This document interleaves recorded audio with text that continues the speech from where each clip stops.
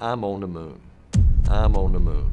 And the excitement, the wonder, the thrill, the adventure of it all. At 89 years old, Apollo astronaut Charles Duke is finally breaking his silence about what he witnessed on the moon, and it's not the story you've been told.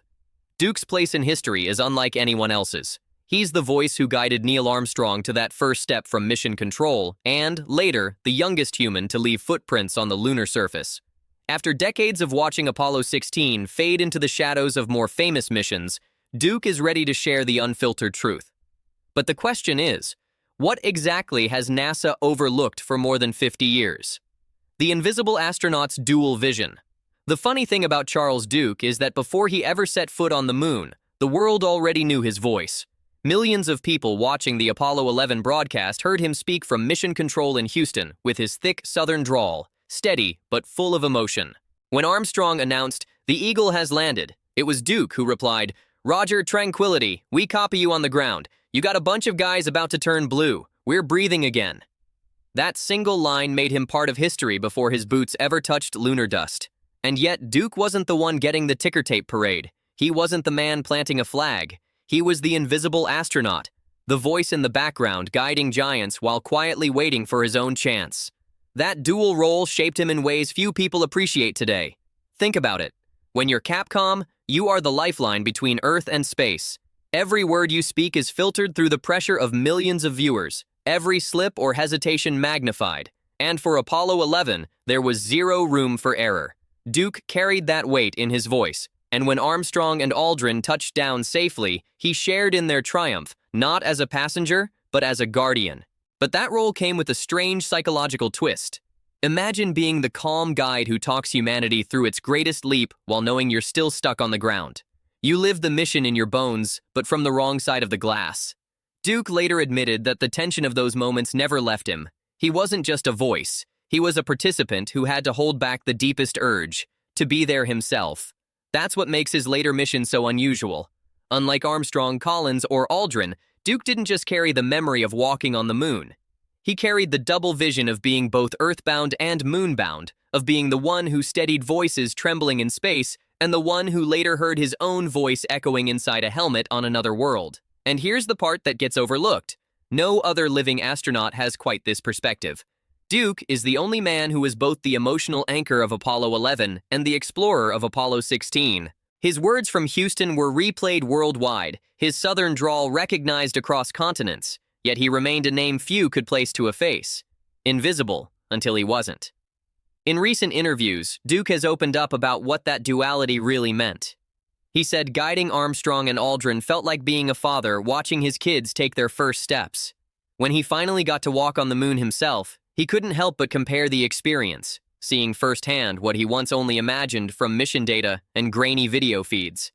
That contrast gave him an insight nobody else could claim.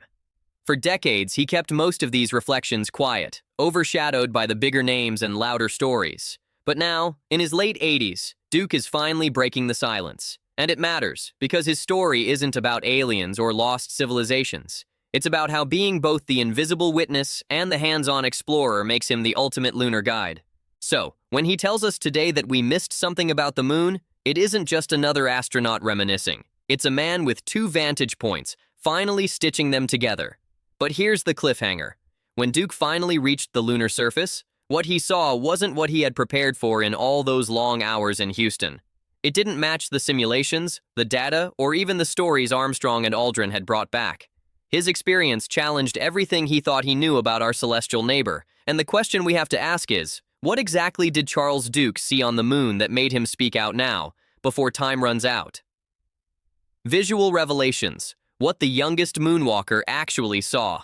When Charles Duke finally stepped out of the lunar module on Apollo 16, he expected to see the moon exactly the way he had trained for: gray dust, jagged rocks, and endless emptiness.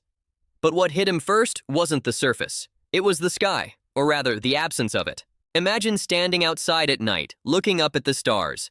Now strip the stars away, strip the faint glow, strip even the suggestion of atmosphere. Above Duke's helmet wasn't just darkness. It was a black so absolute it felt like falling into nothing. He called it an incredible contrast. the deepest black sky against the almost blinding brightness of the lunar surface. Photographs never captured it, he said, because no camera could balance that range. To the human eye, the difference was staggering. That revelation stuck with him for decades. On Earth, your vision adjusts between shadows and sunlight, but on the moon, the sharp divide never faded. Every boulder looked crisp as if etched with a knife, every shadow cut like an ink line on paper. Duke later admitted that people looking at the Apollo photos assume that's the full picture. In truth, the cameras flattened what was overwhelming in person. What he saw was a reality no photograph could honor.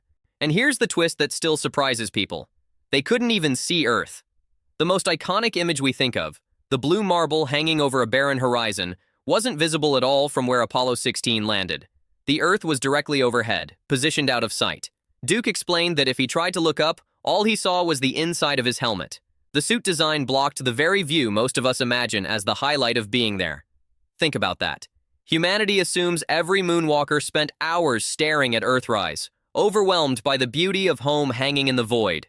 In reality, Apollo 16's crew couldn't see it without craning awkwardly backward, which was impossible in the stiff suits. Duke said it bluntly. Looking straight up, you were looking at the opaque side of your helmet. The most poetic scene in pop culture never existed for him. This is why he's speaking out now. He wants people to understand the truth, not the myth. The moon wasn't a glossy postcard. It was brutal, stark, and limited by the very technology that kept them alive. The helmet itself narrowed their world. With a field of view like a fishbowl, Duke could see forward, but not up or around without twisting his entire body. Peripheral vision was gone. That meant exploring the lunar surface wasn't just awe-inspiring. It was clumsy and disorienting. He described trying to survey a ridge while fighting against a suit that refused to let him turn his head naturally. It wasn't the free, panoramic sweep we see in documentaries. It was a struggle inside hardware designed for survival, not comfort. Yet even within those limits, the emotional weight was crushing. Duke said the incredible contrast between black and white wasn't just visual, it felt spiritual. Imagine the universe erased of gradients. No soft skies, no distant haze, no clouds drifting lazily. Just light and void. He admitted that, standing there, he realized for the first time how alien the moon really was. It wasn't another desert. It wasn't another mountaintop. It was an environment that didn't care if he existed. And that contrast is what he believes history misunderstood. We've reduced the moon to a backdrop, a grayscale stage for heroic poses. Duke insists that what the astronauts saw was more shocking than any headline. It wasn't about planting a flag or taking a photo. It was about being swallowed by extremes that the human mind wasn't built to process. So why is he talking now, after 50 years? Because, as he puts it, the misconceptions have piled up. Movies, posters, and even NASA's own PR sold a version of the moon that doesn't line up with what the crew actually experienced. He wants to correct the record before his voice is gone. And his correction is simple. The moon wasn't beautiful in a comfortable way. It was beautiful in a terrifying way. That raises a question for us. If even the most iconic images left out the raw truth, then how much of our collective memory of Apollo is built on curated illusion? Duke's memories don't just add color, they strip away the filter. And yet, Duke says the visuals were only half the story.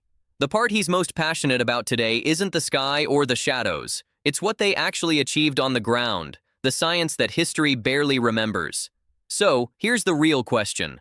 What discoveries from Apollo 16 have been buried under the glamour of footprints and photographs, and why does Duke believe they matter more than the images we celebrate?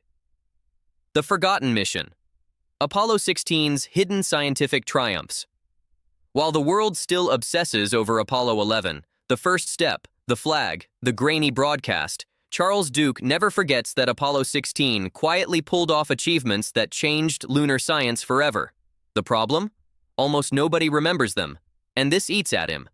Because what he and John Young did wasn't just following Armstrong's footsteps, they built something new, something history almost buried. Take this. Apollo 16 set up the very first telescope on the moon, not in orbit, not on Earth, literally planted on lunar soil. A far ultraviolet telescope designed to capture light blocked by Earth's atmosphere. For the first time, humanity looked at the stars from a platform with no air, no distortion. Duke later called it a window into the universe that no observatory on Earth could match. a milestone most textbooks barely mention. And the mission wasn't short. Duke and Young spent 71 hours on the surface, nearly 3 full days, longer than many other Apollo crews. They weren't sightseeing, they were working, driving the lunar rover across 16 miles of rugged terrain, hammering rocks, drilling cores, and hauling back material. By the time they left, they had collected 209 pounds of samples, some of the most geologically diverse ever retrieved. Even today, labs are still analyzing pieces Duke carried home.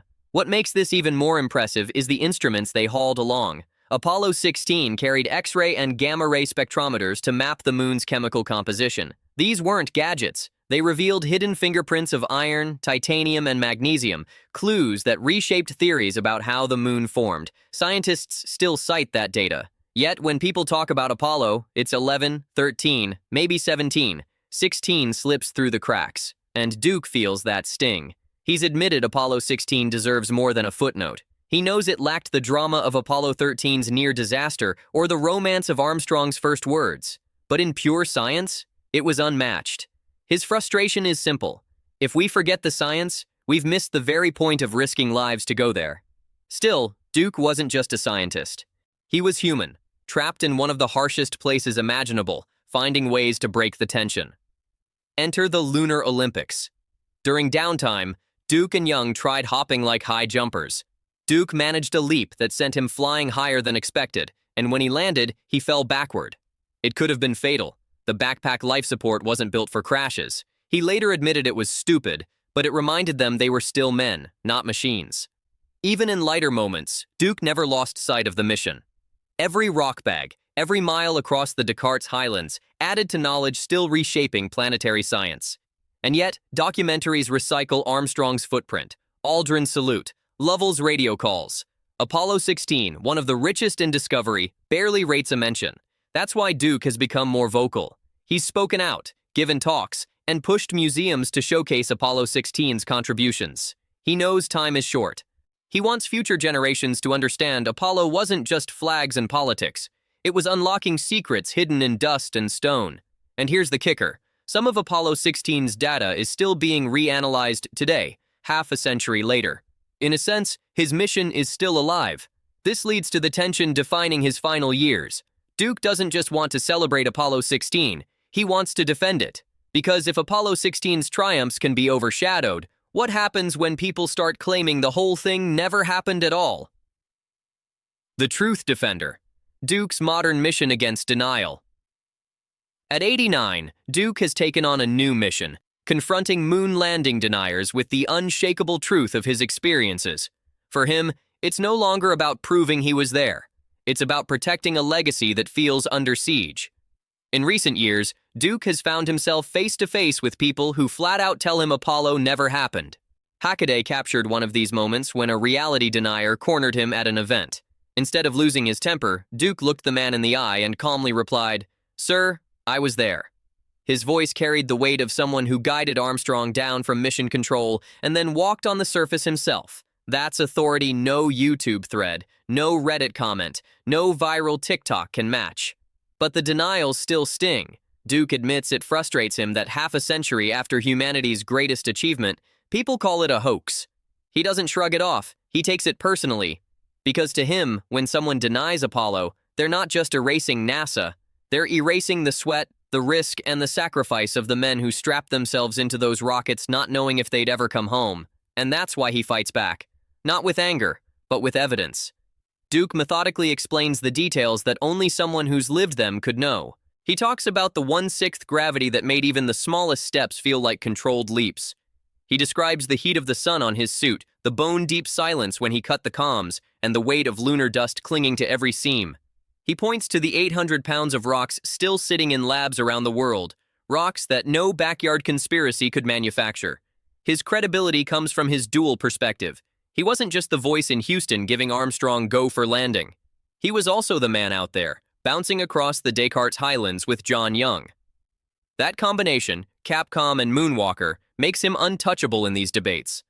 As Reddit commenters put it, Duke is literally the last living astronaut who can say he was both the guide and the explorer. No one else can offer that vantage point, and he's using it. In the past year, Duke has leaned into public speaking, educational interviews, and even podcasts, making sure younger generations hear the truth straight from the source. He knows time isn't on his side. He's spoken about wanting his grandchildren's generation to know Apollo wasn't mythology. It was men, rockets, and risk. He says he feels personally responsible for defending the truth before his voice goes silent. You can hear that urgency in his tone now. It's less about nostalgia and more about warning. He's admitted the deniers will never fully disappear, but if his testimony can outlive him, if one more classroom, one more late-night binge viewer walks away knowing Apollo was real, then he's done his duty. Racing against time, the legacy mission. Duke knows the clock is ticking. Out of the 12 men who walked on the moon, only 4 are still alive, and he's one of them. That reality weighs heavily on him. He's spoken about it in interviews, admitting that every year he feels the responsibility grow sharper. When his generation is gone, the Apollo story will shift from living memory into history books, and he wants to make sure it isn't twisted, doubted, or forgotten. That's why, in recent years, Duke has stepped out of the quiet shadows. He's made more public appearances, taken interviews, visited schools, and sat for long-form conversations with museums. When asked why, he's clear. He feels it's his duty to pass on what he saw, because there are details of Apollo that no textbook can capture. The silence, the strange stillness of the lunar surface, and the way Earth hung in the sky like a fragile blue ornament. He knows those memories will vanish unless he shares them. At the South Carolina State Museum, Duke told students that standing on the moon wasn't just about planting a flag. It was about expanding human possibility. He wants young people to see themselves as the next explorers, to believe the same way he once believed, back when Apollo was still just a dream. That's also why he's so excited about Artemis. He said it feels like a continuation of Apollo's promise, a chance for new astronauts to not only return to the moon but to go further, to use it as a springboard. In his words, the moon was never the finish line. It was always a proving ground. He believes what they learnt on those dusty plains will guide humanity's path to Mars. But Duke also admits something more personal. At nearly 90, he talks openly about mortality. He knows his time is limited. He wants his grandchildren and their generation to inherit a clear story of Apollo, not as myth, not as conspiracy bait, but as the foundation for what comes next. He hopes that when they watch Artemis lift off, they'll see the line connecting back to his own footprints. And here's where Duke leaves us. He insists the moon is just the beginning, Mars is next. Apollo wasn't the final chapter, it was the prologue. The real question is, do we have the courage to take the next giant leap? We've heard Duke's truth. But what do you think? Should humanity focus on Mars or finish what Apollo started on the moon? Do you believe Artemis will inspire like Apollo did or fade into politics? Drop your thoughts in the comment section below.